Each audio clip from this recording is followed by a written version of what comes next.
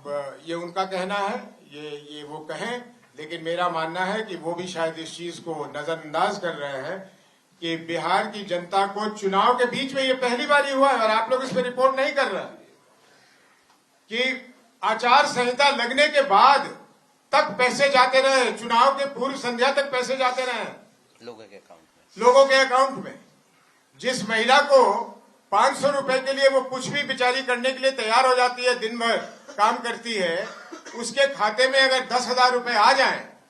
और उसको मालूम है कि ये दोबारा मिलने वाला नहीं है, तो वो तत्कालिक रूप से तो वो वोट देगी। तो मेरे ख्याल से महागठबंधन वालों को भी इस तरफ ध्यान देना चाहिए। देखिए, ऐसा है कि जन सुराज को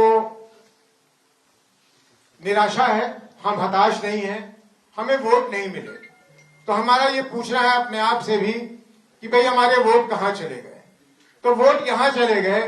कि राजद के न आने के डर से हमारे जो वोट थे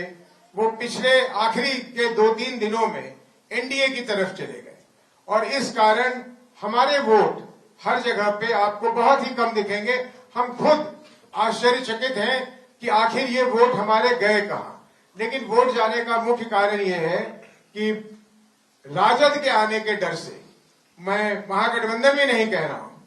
उसमें कांग्रेस से उतनी डर नहीं थी उनको, लेकिन राजद के ना आ जाने की वजह से, कि राजद ना आ जाए, उन्होंने वोट शिफ्ट किया। उसके अलावे दिल्ली में जो बम ब्लास्ट हुआ उसका बाकी का बिहार पे क्या असर पड़ा नहीं पड़ा मुझे मालूम नहीं, लेकिन क्योंकि मैं उस समय सीमांचल में था, वो मेरा गृह क्षेत्र है, इसलिए सीमांचल में उस बम ब्लास्ट का